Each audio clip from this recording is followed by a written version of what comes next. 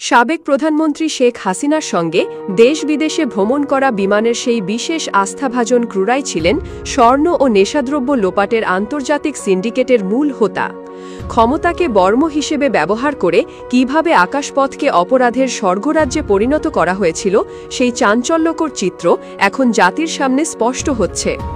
2024 সালের 5ই আগস্ট গণ অভ্যুত্থানে স্বৈরাচারী শাসনের পতনের পর বেরিয়ে আসছে দুর্নীতির এক একটি কঙ্কাল। রাষ্ট্রীয় সম্পদ লুণ্ঠনের যে ভয়ঙ্কর মহোৎসব চলছিল তার একটি অন্যতম প্রধান রুট ছিল রাষ্ট্রীয় পতাকাবাহী সংস্থা বিমান বাংলাদেশ এয়ারলাইন্স। তদন্তের কেন্দ্রে রয়েছেন রুদাবা নামের একজন নারী ক্রু, যার সাথে পলাতক সাবেক প্রধানমন্ত্রী শেখ হাসিনার হাসিমুখের ছবি একসময় বিমানের ভেতরে দাপটের প্রতীক ছিল। ক্ষমতাচ্যুত হওয়ার আগে একটি ফ্লাইট শেষে দেশে ফেরার সময় বিমানবন্দরে তার আচরণ সন্দেহজনক হওয়ায় গোয়েন্দারা তাকে জিজ্ঞাসাবাদের সিদ্ধান্ত নেন। বিপদ বুঝতে পেরে রুদাবা তার কাছে থাকা স্বর্ণ টিস্যু পেপারে মুড়িয়ে ফেলে নিজেকে বাঁচানোর চেষ্টা করেন, কিন্তু গোয়েন্দাদের কাছে থাকা ভিডিও ফুটেজের সামনে তার সব নাটকীয়তার অবসান ঘটে। প্রথমে অস্বীকার করলেও ভিডিও প্রমাণ দেখে তিনি নিজের অপরাধ স্বীকার করতে বাধ্য হন। এই ঘটনা প্রমাণ করে তৎকালীন প্রধানমন্ত্রীর সফরসঙ্গী হওয়ার সুবাদে তারা নিজেদের আইনের ঊর্ধ্বে মনে করতেন। পরবর্তী তদন্তে বেরিয়ে আসে বিমানের ভেতরে কিভাবে একটি সংগঠিত অপরাধী চক্র গড়ে উঠেছিল। মর্জিনা আক্তার আলীন নামের আরেক বিমানবালাও সরকারের আস্থাভাজন হিসেবে পরিচিত ছিলেন। চলতি বছরের 9 জানুয়ারি জেদ্দা সিলেট ঢাকা রুটের একটি ফ্লাইট থেকে 116 গ্রাম ওজনের সোনার চুরি সহ তিনি আটক হন। জেরার মুখে তিনি লিখিতভাবে অপরাধ স্বীকার করেন এবং জানান এই চক্রে তার মতো আরও অনেকেই জড়িত।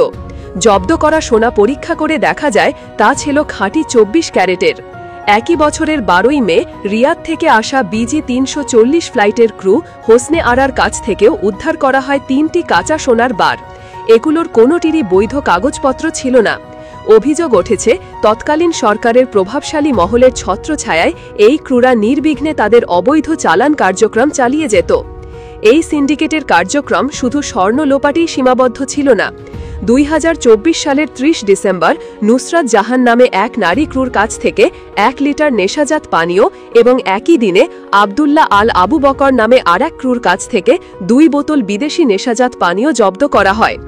এই ঘটনাগুলো প্রমাণ করে বিমানের কিছু অসাধু কর্মী অর্থের লোভে রাষ্ট্রীয় পতাকাবাহী সংস্থাটিকে একটি আন্তর্জাতিক অবৈধ চালানের রুটে পরিণত করেছিল।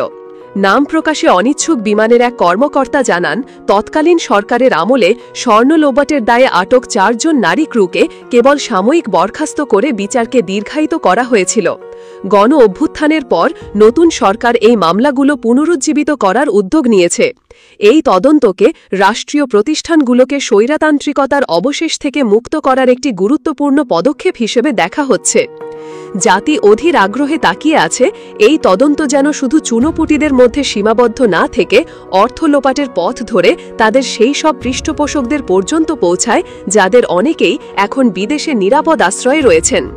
এখন প্রশ্ন উঠেছে, এই চক্রের শেকড় কতদূর বিস্তৃত ছিল? এর পেছনে বিমানের তৎকালীন উচ্চপদস্থ কর্মকর্তাদের পাশাপাশি ভারতে পলাতক সাবেক সরকারের কোনো নেতার মদত ছিল কিনা? দেশের মানুষ বিশ্বাস করে একটি নিরপেক্ষ ও স্বচ্ছ তদন্তের মাধ্যমে বিমানের ভেতর ঘাপটি মেরে থাকা এই অপরাধী চক্রের মূলোৎপাটন করা সম্ভব। যখন সাবেক প্রধানমন্ত্রী সহ তার সরকারের অধিকাংশ নেতা বিদেশে পলাতক, তখন তাদের শাসনামলে সৃষ্ট এই দুর্নীতির বিষবৃক্ষ উপড়ে ফেলা জাতির সময়ের দাবি।